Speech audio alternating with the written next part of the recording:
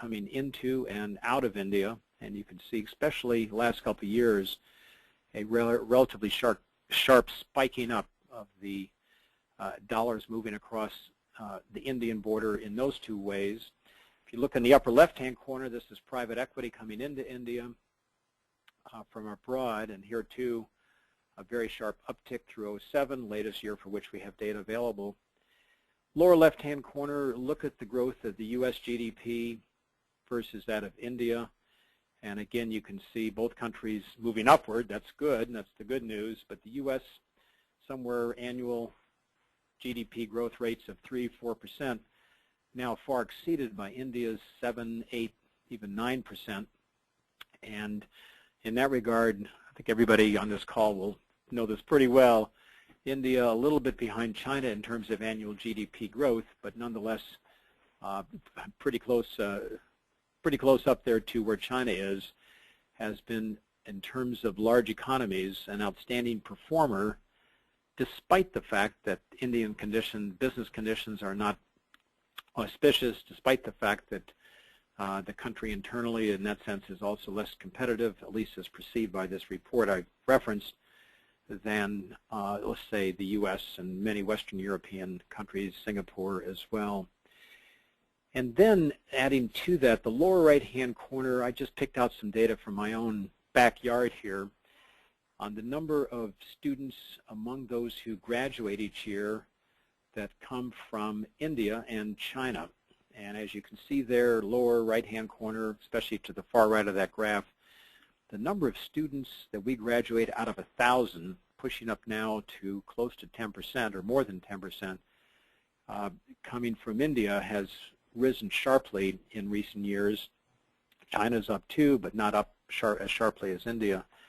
It's a way of saying, or maybe a way of anticipating an argument, that maybe the success of the GDP, the growth of the Indian GDP, or the growth of individual companies that are part of that GDP story, can be attributed to the fact that Indian managers have come to the West for their higher education, for an MBA degree, maybe a law degree, and have taken Western methods back and maybe just are better at applying those methods than elsewhere. I'll leave that on the table as an argument, and I'm going to take a look briefly just to make now a more micro point about company growth as part of the overall GDP expansion in India. If you look at many, many Indian companies, some of course have failed, some are going nowhere, but at the higher end of growth among the large publicly traded firms, you have, by way of example here, ICICI, which is India's largest privately owned, publicly traded financial institution. It's a bank, but it provides just a whole range of services. And what's striking here, at least to my eyes in this graph, is looking at only a part of the decade of the 2000s here, a very sharp growth in revenue and employees.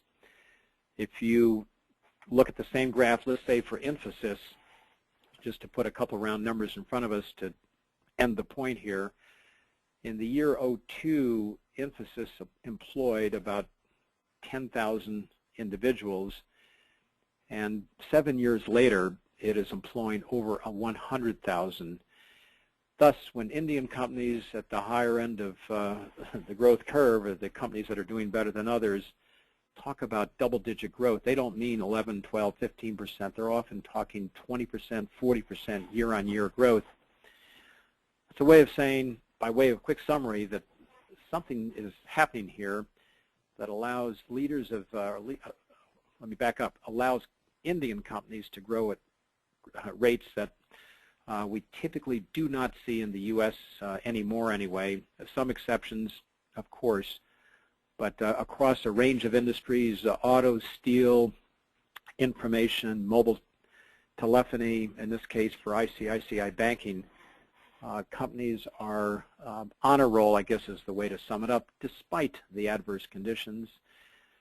Working concept is, just to give what amounts to a kind of a foundation for our thinking, is that it may have something to do with the people who lead the firm. Here, by way of a sample of 5, are those who oversee ICICI at the moment. Chanda Kochar came in as chief executive not so many months ago.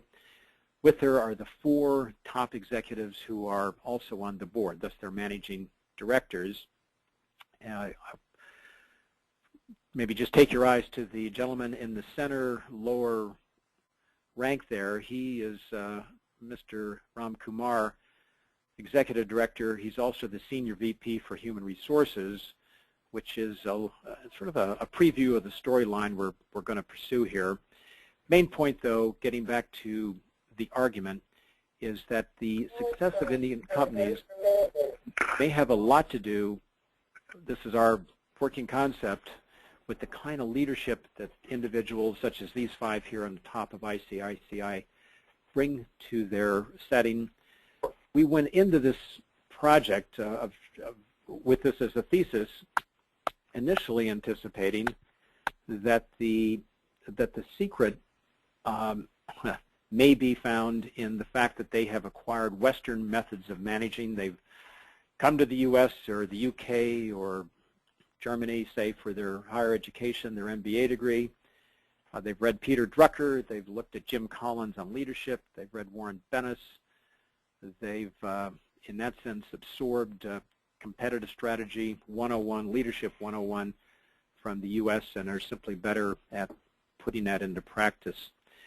That's a working notion we walked in with, and with that, we decided as a method, there are many ways to go with this, but we just decided as a method, in our case, 4 colleagues, we covered different parts of the management frontier here, from human resources and governance to organizational architecture and leadership.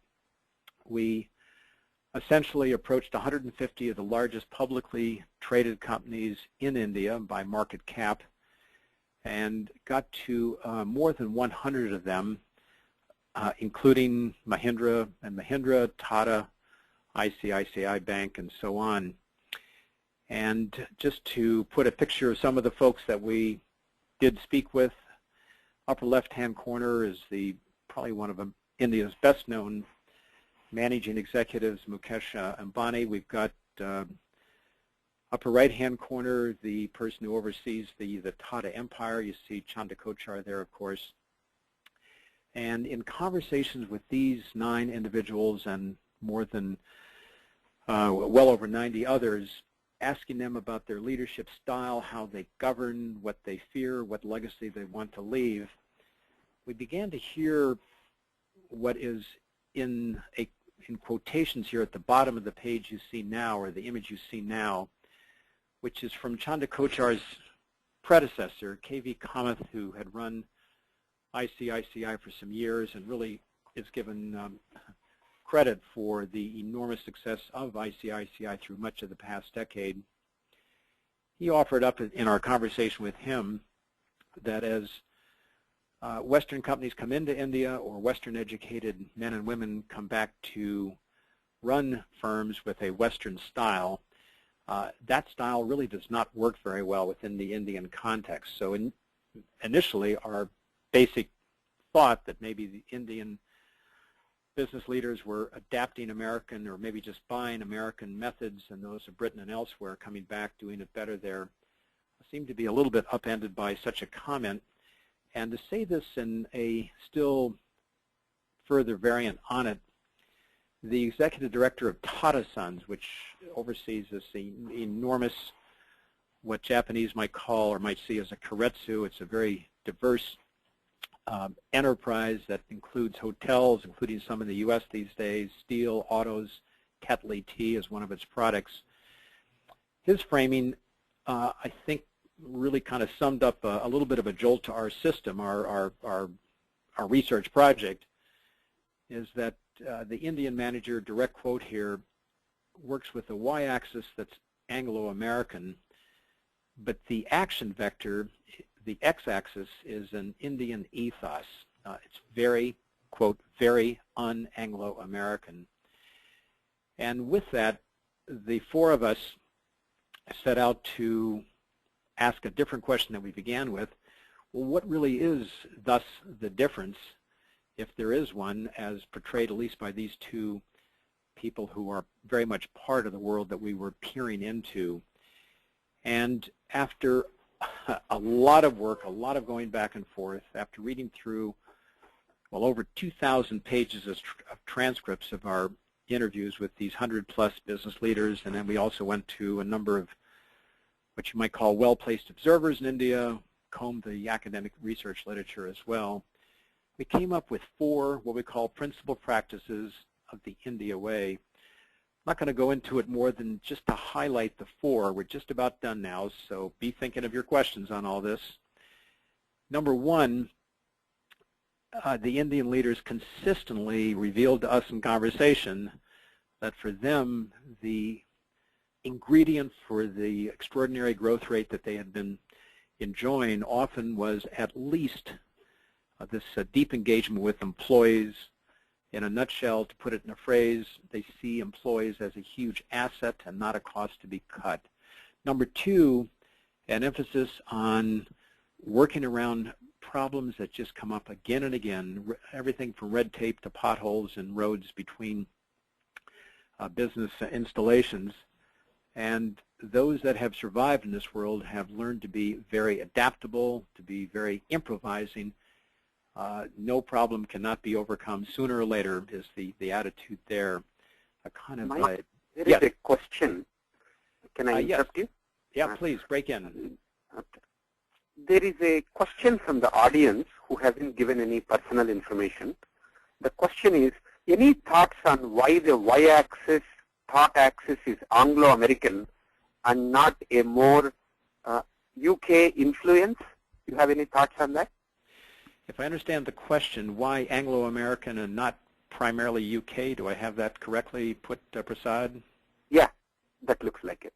Yeah. You know, I think, keep in mind this is one person's observation. Our own assessment, looking at the educational background as we did of those that we interviewed, is that many have been educated in the UK, but also large numbers have come to the US as well. Just to pick out 2, Mukesh Ambani, educated in the U.S. at the MBA level. His brother, Anil Ambani, also educated in the U.S. So it's some kind of an amalgam, I think, of the received management wisdom that defined the way people like myself offer it up in business schools in the U.S. and the U.K. Historically, to go way back, of course, it probably was more Anglo than American, but contemporarily it seems to be a mix of Anglo and American. So, Prasad, I'm going to bring this, I'll just keep going, break in though, I love the question. Good to clarify as we go along. One more question, Mike. Yes, go ahead, please. When you talk about, when you interviewed 100 senior executives, are they from 100 different companies in India, or are there multiple people from one company? Yes, very good question to clarify that too. And this is exactly the kind of clarifying commentary we need to make certain we know what our data are coming from. In some cases, we got to several people at a given company. So in the case of ICICI, I personally had several conversations with Kamath, a couple conversations, interviews with Kochar, and I think maybe 3 others who were managing directors at the time. At other companies, we spoke only with 1. But quick summary is, of the 150 top companies, we reached 97 of those companies with at least 1 interview. So, okay, back on what we see in front of us, creative value propositions. Here's the, in a nutshell, the little bit the fortune at the bottom of the pyramid argument that Indian companies, appreciating that there are lots of customers out there without a whole lot of money to dispose of, have been very clever at coming up with, in the case of Bharti Airtel, 1 cent per minute mobile service. In the case of Tata Motors, producing a car. I think I've got an image of it right there that you can get into. It actually goes from point A to point B with 4 doors that shut, wheels that turn at under $2,500. And coming back then to the last and maybe the most striking aspect of what we extracted from these conversations, bottoms up, this is an inductive conclusion. Indian business leaders, as they just described what they value in life, what they're focused on, talked about, of course, bringing cash in. So many Indian companies are still very family-dominated, so it's for the family. But they went beyond that to emphasize community, region, and national benefits of what they were doing. By obvious contrast here, a conversation with an American executive, and we speak with many American executives and European executives for that matter at the present time. The mantra, unequivocal, and I've often advocated this as well, so I'm not criticizing this, is shareholder value, that the enterprise is to create value for those investors to put money into it. This just was not top of mind among the Indian executives. So it's for the country, it's for the community, it's for the family as well. So by way then of turning this back, without going in, I've got a couple more slides there that really bring out elements we can come back to. I'm going to go to a summary here with 4 questions that really come out of this. Let's see. These 4 distinctive elements for us anyway, with many variations on it. Some companies are into it, some are not. Some U.S. companies have these elements. Think Google, for example. But looking at the overall pattern, this seems to us anyway to characterize the India way. In some respects, these ideas were around the U.S. at least many decades ago, a little bit lost as the shareholder revolution came along with investors coming to dominate. And maybe this is a time for the U.S., after our financial crisis warned us about excessive focus on shareholder value quarter to quarter, for us to get in the West back to a model that the Indian executives have mastered. But here are my, Prasad, just to wrap up now, here are the 4 questions I'll throw out. Okay. I'd actually love to hear your view, and anybody else who wants to pick up on these. In thinking about Indian business and trying to capture the essence of how business leaders lead, what have we missed? What have we overemphasized? What have we somehow failed to characterize? We're totally open on that to guidance. Second question is, and Prasad, you alluded to this at the outset, is there, by implication, a Chinese way or a China way? Is there a Brazil way? The third question is this a moment in Indian history, Indian business economic development that allows for a distinctive pattern, but given 10 more years, will the India way ultimately look more like the American way or the British way? And the fourth and final question, what about what you might call the Indian diaspora, Indian managers that have, Indian executives that now preside over enterprise in the UK, think Mittal Steel, or in the US, think Pepsico. Do Indian born and bred managers who now work in the West, do they become Western in style? Do they adopt the American way? Are they still with the India way? Or is there some hybrid? Prasad, let me stop on that. I'm eager to hear your thoughts and that of other listeners here. Great. I think what you said triggered 3 things, Mike, and I'll say those, and then we have a couple of questions. I'll ask those questions as well. Great. One is the shareholder revolution and the significant focus in the United States on shareholder value.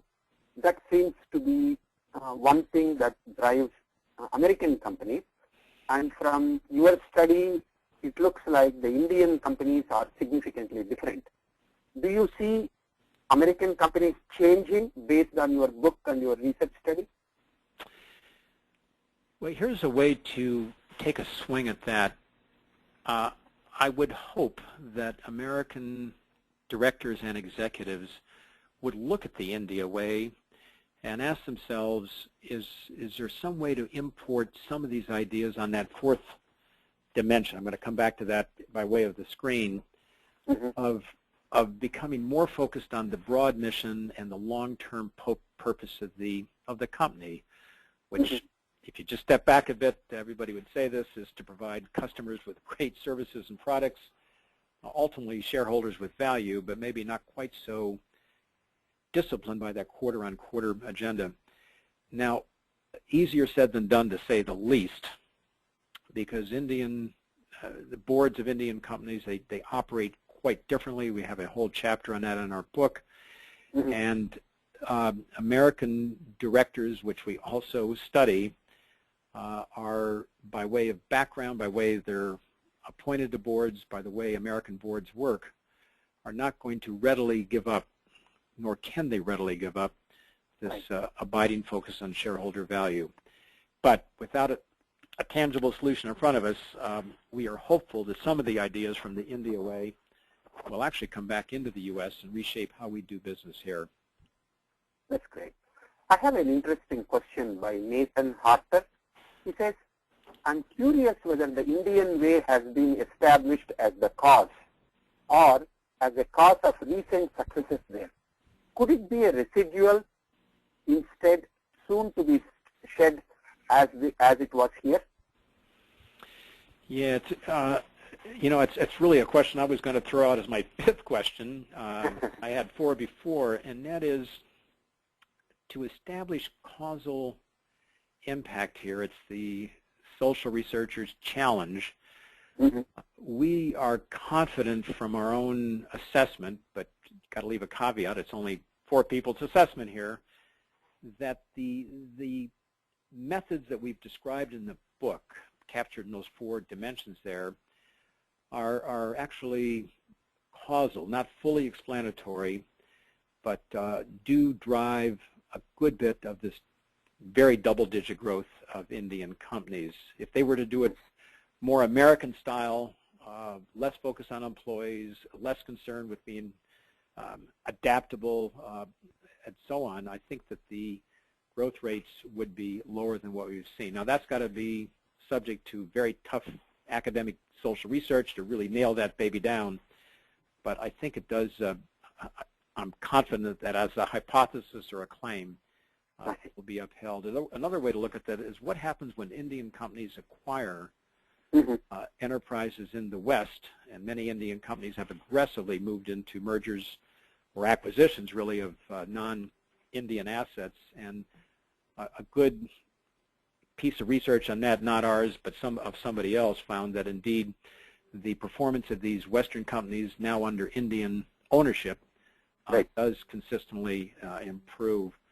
But the Nathan's good challenge there is, I think, very important, because if this is a cause, well, we'll take that as a tentative given here, or more than tentative. I'm convinced it's true, but anyway, a given. Over time, will Indian executives be, in a sense, beaten back by international institutional investors, for example? Will they be forced to adapt Western ways in that investors won't come in from, especially the U.S., but also Western Europe otherwise? I'll leave that as an open question, and I think the history is yet to be written on that one. Okay. One clarifying question from Simona from Czech Republic. Were the companies you did the interviews, were they mainly Indian-based companies or MNCs? These were all, by definition, companies that were Indian in ownership, however that might be defined, traded on, I think in all cases, on the Mumbai Stock Exchange. Some of them, of course, have become multinational in how they operate. So Tata, for instance, runs hotels in the U.S. ICICI has opened up offices in many countries now around the world, including the U.S., Russia, and beyond. Infosys, of course, draws many of its customers from Western Europe, Japan, and the U.S. But the catchment we focused on were those companies that were really dedicated, Indian-based, Indian-owned, Indian-led companies, headquarters in India. That's great. And Gloria wants to find out, do these principal practices of Indian way, do they complement the Indian culture, or they augmenting the Indian culture? Another way of saying it is, are they alien to Indian culture? Gloria, a good way to push this argument, I think, is to raise the question you've got there, because first of all, we need to explain, where do these ideas come from? I mean, how is it that Indian managers offer a distinctive leadership methodology here? And it's akin to a question that often comes up about, let's take the Toyota way. I think most people know the essence of how Toyota's made automobiles for many years aside from the crisis of the last year in terms of the quality of the product, the Toyota Way entails strong relationships with employees, huge investments in employee training and education. All buffers are waste. Any employee can shut down the production line. I think the model is pretty well known. It's also true, though, that the model did not somehow come from heaven. It didn't emerge just as a natural product of Japanese culture. It did emerge from the conditions that Toyota faced in the post-war era, trying to get back on its feet, couldn't fire employees by U.S. occupation law, decided if you can't fire people, you're going to have to work with them to the best of your ability. They began to invest. They had no money to build up big inventories, hence the necessity of having no buffers, no inventory around. But of course, all that then is turned upside down. That what looked like solving technical problems, those become then principles of the Toyota Way, which has spread worldwide into many types of organizations. Same here. I think, and we argue in the book that all four of these propositions, these practices, can be traced to what you might call the embedded conditions of India as these managers began to solve problems of building their firm. So take improvisation and adaptability, the extraordinary barriers to Indian business, the license Raj, as it used to be called, where to turn around you really had to have a permit from New Delhi, the government there, to import, to export, to hire a non-Western counterpart to work with you. We think some of that explains why there's such an emphasis on improvisation. If you look at number 4, broad mission and purpose, here, going back to Gloria's good challenge, our assessment, which we really don't have, I think, adequately fully understood yet, is that this sense of calling, of looking to mission beyond your own self-interest, is rooted in Indian cultural traditions, more so than the analog would be in the U.S. So in that sense, some of what is the India Way is a product of 2,500 years of Indian history, but I would turn that upside down as follows. It turned out that the Toyota Way, while created in Japan with unique elements that were part of it being embedded in that country, it turns out the more general aspects of the Toyota Way can be used by hospitals in Washington, D.C., as they are. And so I think while broad mission and purpose, a logic of the sort of the Indian cultural setting, I actually think this can transcend that setting and ultimately be imported as a practice by Western firms. So anyway, Gloria, thanks for the challenge. Yeah, that's exactly what Teresa asked.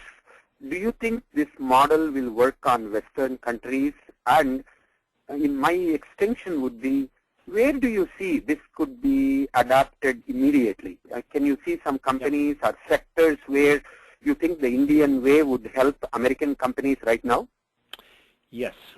And one way to pick up on that is to say, why think about this? And I would really offer 3 lines of thought very quickly here. Number 1, just to understand our world, we do need to appreciate what's happening in India, in China, and elsewhere these days. If we happen to live in the U.S., or if you're in India, you need to think about China and the U.S. and obviously other countries as well. So just literally understanding how other huge economies are operating, I think it's incumbent upon us to be smart about the world as the world has become more flat. Number 2, for U.S. or Western companies, or companies really from anywhere, whatever their way, that are going into India, appreciating how the India Way operates, I think is absolutely vital to avoid missteps, to develop a partnership if that's how the non-Indian companies are going into India. And we've had U.S. companies coming to us saying, you know, we're trying to open up our operation in Hyderabad or Bangalore,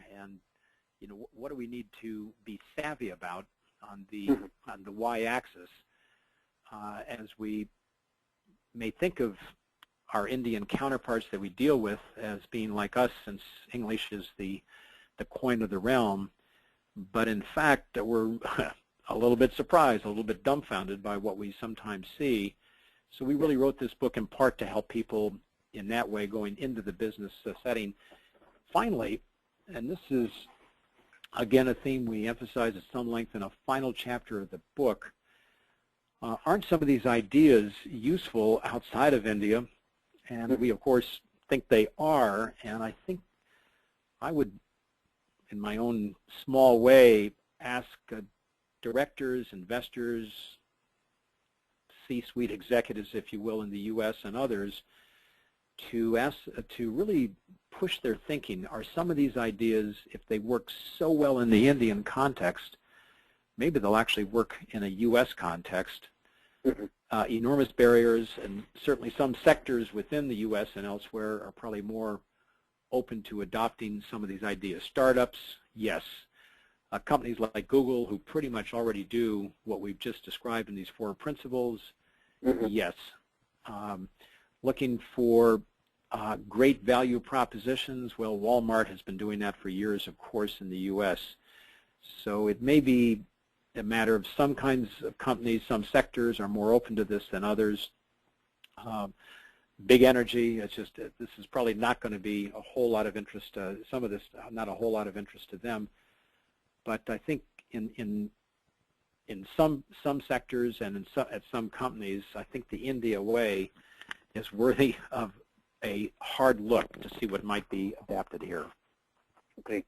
There is a question from Srinivasan, and he says, after observing the educational and social system in India, do you think India will be producing more successful leaders in the future? Especially because I also see, I just attended a conference in Vietnam where they looked at Vietnamese and Indian people will be having so many more employees under age 25. They will be providing global leaders for many other countries. So combining these two, what do you see as future? I think the future is attractive. The prospects are there for cashing in on what some analysts have called the demographic dividend. Just lots of people now who have managed to get a very first-rate education. The Indian Institutes of Technology, the Indian Institutes of Management, and many, many universities in India are as good, or in some cases better, than what their counterparts in the U.S. at training and development. And they're also able to bring through large numbers of people. And finally, back on the demographic dividend, there are just lots of people in this younger generation, demographically speaking compared to earlier, who are ready to take their place in these kinds of enterprises. What's going to be critical, though, and this is where the analysts, and this is really not our central focus, but picking up on what analysts and observers of India have been saying, what is critical now is that the educational development be expanded to incorporate more of those coming up through that late teens, early 20s time stretch, and that they have opportunities to apply their talent. That's a way of saying that public policy in India, educational policy in India, still sort of, holds the future. Done right, just like in the U.S. and elsewhere, this may further the Indian Renaissance. If done poorly, if politics gets in the way, it could go in a very different direction. So, Srinivasan, thank you for that. The next question is, when I go do work in Indian companies, many of the senior executives are primarily male. There are very few female senior leaders in some sectors. On the other hand, if you take a financial sector, ICICI Bank or Axis Bank, or there are many other financial sectors, there are large number of women in the senior positions. So Lynn wonders to what extent the gender composition of Indian company leadership going to be similar or different to U.S. company leadership, and what will be the implications of that? I think that's such a good question because it really raises the broader question of the extent to which Indian companies are, quote, meritocratic. Mm-hmm. And it's, of course, a huge issue in the U.S. as it has been for the last 50 years. In principle, every company, every institution, my university, should draw people in and promote people up who represent the best in our values and can get the job done in the best possible way. And as the sort of the blinders that have obscured how we make assessments of meritocracy have weakened over the years, there's less of a cultural preference that create these blinders, for example, for white men in powerful positions. I think it is unequivocal. We have lots of research to back this up, that organizations perform better if they recruit on the basis of merit. Of course, diversity is another factor. It's very important as well. And I think just to make an observation here on the U.S. and connect it back to India very quickly, during the internet boom, my observation, some evidence to back it up, is that many women came into senior positions in internet startups because the internet startups had less in the way of our traditional cultural blinders on who ought to have a position of significant influence and power. So think Meg Whitman at eBay. She joined in '98. A small 28-person firm, took it from what it was to the huge company it became. Mm-hmm. And I think in some areas, such as startups, without that cultural baggage, there's a greater openness to people on the basis of merit than demography or social characteristics. In India, I think it's the same basic question there, not fully resolved, in that if Indian companies do press for genuinely meritocratic end-of-year performance reviews, promotions, and compensation increases that come from that purely on the basis of merit, I think we're going to see many more women, many people of caste, for example, that were not often in high management as well, ending up in top positions. And again, I think this is an active question for policy making by people who lead companies, making certain that the middle ranks, as well as their own ranks, do focus on the meritocratic agenda. Correct. Following that up, there have been a lot of cross-cultural studies that have been done by Globe, Mansoor Javidan and his team. Variety of people have done cross-cultural studies, and they have identified people to have certain personalities, certain styles, certain characteristics. So Gavin is using, are the cross-cultural differences that you noted, are they consistent with what other people have found through the survey studies, or are there some significant differences that you noted?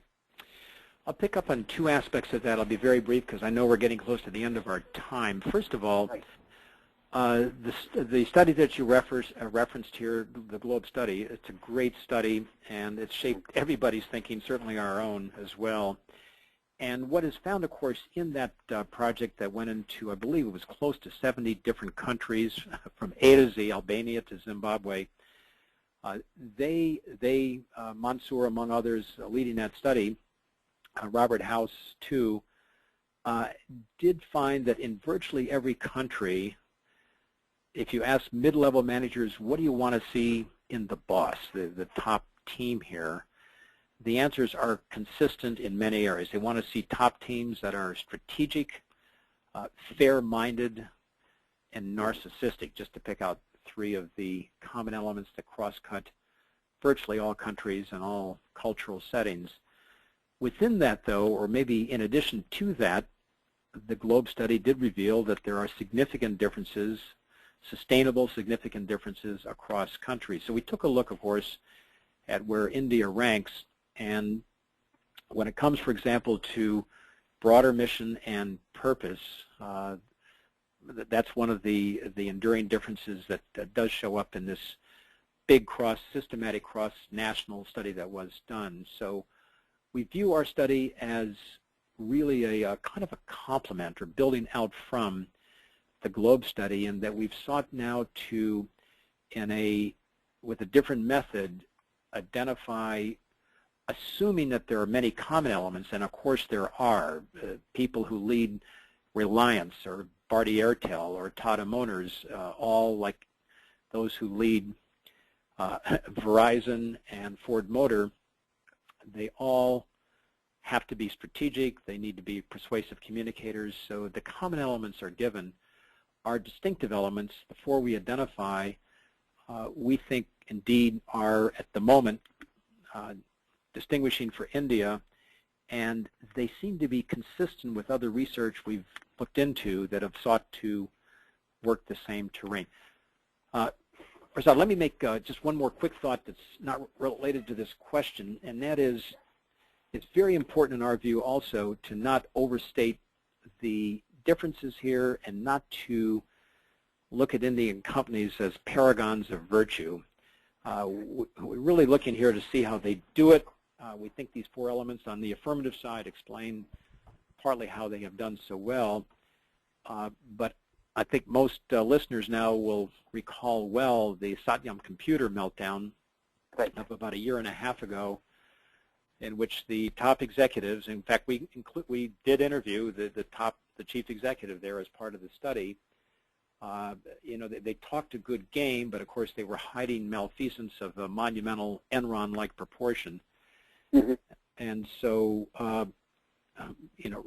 issues of corruption, issues of arbitrary exercise of authority, issues of malfeasance are, in India just like they're in the U.S. as well. We don't in any way mean to suppress those or to brush over them. We think they're vital for understanding India as well. I'll stop on that.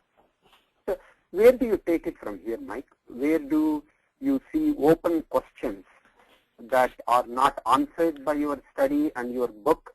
And what are some things which we need to be conscious of or open to learn as we go forward? Yeah, I would say 3 questions, Prasad, come to my mind very quickly here.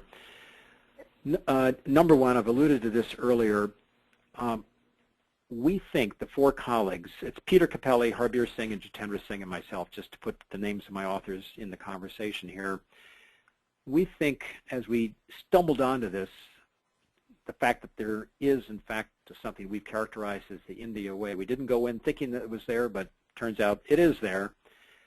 We've begun to wonder, is there something analogous to that in Brazil? Brazil is on a roll. China, 9, 10, 11% GDP growth. So I would encourage listeners, if they're academic or if they're involved directly in the practice of management, to ask themselves, maybe in a more sustained way than just my asking it here, is there a definable, distinctive China way? I think we know a lot about Japan, but what about a Korea way? What about a Russian way? So that's number one. Number two, just working the logic of the India way. If these 4 elements are truly distinctive, enduring, and they shape managerial behavior, when those who have been raised in India come to the U.S. or the U.K., do they preside over firms in ways that in effect sustain the application of the India way, or do they adapt or adopt a purely Western way? My own observation, just to offer up a sample of one, is looking at the chief executive of Pepsico now, Indra Nooyi, raised in India, lots of years in the U.S. She runs Pepsi like her predecessors in many ways, but she also, on the 4th element there of broad mission and purpose, has distinctively pushed Pepsi to move into more healthful beverages and just in a range of changes that you might say are all about mission and purpose.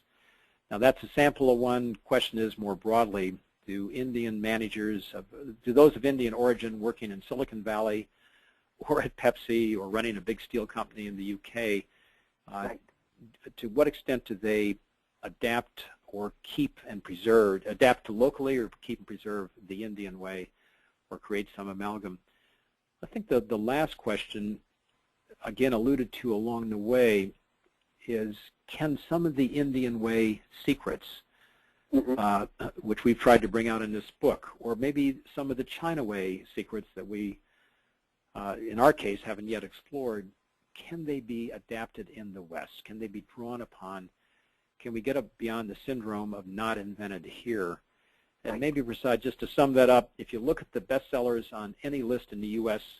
of the best business books of the moment, they're virtually all about American business. Historically, that's been true in India too. Look at a list that appears in India media, top 10 books, often Peter Drucker, Al Sloan, Jim Collins. It's all about American business. I think we need to reverse our thinking here. The question is, what exactly should we be looking for from India, from China, that we truly can adapt over here and get a better job done as a result? That's a good summary. And actually, right now, I'm speaking to you from San Jose, California, where somebody mentioned to me more number of American management books are sold in India, whereas there are more number of Bhagavad Gita or Indian stuff. You can buy it in California. Maybe it is just California, by the way. But I love it. Any other closing comments, Mike, now that we are coming to the end of the session? Anything else you want to say? Sure. Well, just by way of quick closure on this, Prasad, I really appreciate your orchestrating and moderating our discussion. We've had great questions, so I obviously have enormous appreciation for those who have been into the conversation here and pushing to clarify and to bring out other issues. I want to thank the ILA for sponsorship. And above all, I think on the content of the India Way, I think my closing comment would be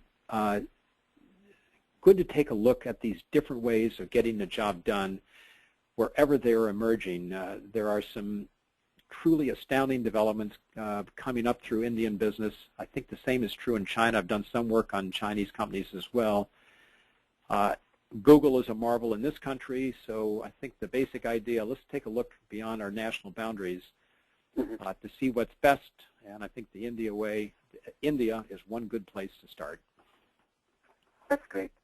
Thank you very much, Mike. I think, even though I have read your Academy of Management Perspectives papers and Harvard Business Review on your book, but talking to you and how you elaborated some of them have clarified a few more questions in my mind, and I'm sure that is the same for audience as well. So thanks for your time, and have a wonderful day. Great, I appreciate thank you. the opportunity to be with you, and thanks, ILA. Thank you, Ashu.